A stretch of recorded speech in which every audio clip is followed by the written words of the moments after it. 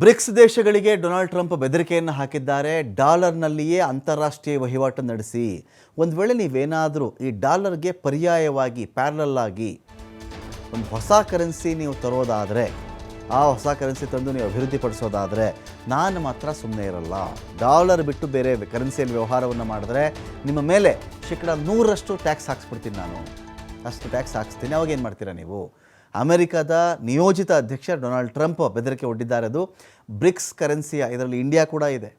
ನೀವೆಲ್ಲರೂ ಸೇರಿಕೊಂಡು ಏನೊಂದು ಹೊಸ ಕರೆನ್ಸಿ ನೀವು ಮಾಡ್ತೀವಿ ಅಂತ ಏನಾದರೂ ಹೋದರೆ ಹುಷಾರ್. ಏನು ವ್ಯವಹಾರಗಳಿದ್ದರೂ ಡಾಲರಲ್ಲೇ ನಡಿಬೇಕು. ಇದಕ್ಕೆ ಪರ್ಯಾಯವಾಗಿ ನೀವು ಇನ್ನೇನೋ ಮಾಡ್ತೀವಿ ಅಂತ ಹೋದರೆ ನಾನು ದಿಗ್ಬಂಧನ ಹಾಕಬೇಕಾಗತ್ತೆ. ಮುಂದಿನ ಕ್ರಮಗಳಿಗೆ ನಾನು ಮುಂದಾಗಬೇಕಾಗತ್ತೆ. ಹೊಸ ಕರೆನ್ಸಿ ಅಭಿವೃದ್ಧಿಗೆ ಬ್ರಿಕ್ಸ್ ಏನು ಮುಂದಾಗಿತ್ತು, ಇದಕ್ಕೆ ಹಿನ್ನಡೆ ಆಗಿದೆ. ಟ್ರಂಪ್ ಎಚ್ಚರಿಕೆ ಏನು ಅಂತ ಹೇಳಿದ್ರೆ, ಹೊಸ ಕರೆನ್ಸಿ ಯತ್ನವನ್ನೇ ನಾನು ಸಹಿಸಲ್ಲ, ಅದರದ್ದು ಪ್ರಯತ್ನ ಕೂಡ ಮಾಡಬಾರ್ದು.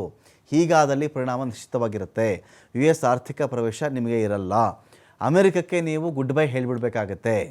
ಇನ್ನು ಬ್ರಿಕ್ಸ್ ಕಡೆಯಿಂದ ಇವರೇನು ಥಿಂಕ್ ಮಾಡ್ತಿದ್ದಾರೆ ಅಂತ ಹೇಳಿದ್ರೆ, ಸದ್ಯಕ್ಕೆ ಕರೆನ್ಸಿ ತರುವಂಥ ಯತ್ನನೇ ಇಲ್ಲ. ಹೊಸ ಕರೆನ್ಸಿಯ ಚರ್ಚೆ ನಡೀತಾ ಇದೆ ಅಷ್ಟೇ.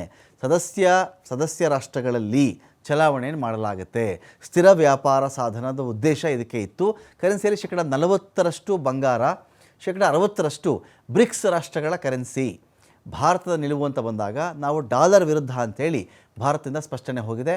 ಹೊಸ ಕರೆನ್ಸಿ ವಿಚಾರಕ್ಕೆ ಸಂಬಂಧಪಟ್ಟಂತೆ ಭಾರತದ ಆರ್ಥಿಕ ನೀತಿ ಅಥವಾ ದೇಶದ ರಾಜಕೀಯ ಇಲ್ಲವೇ ಕಾರ್ಯತಂತ್ರಾತ್ಮಕ ನೀತಿಯ ಭಾಗವಾಗಿಲ್ಲ ಇದು.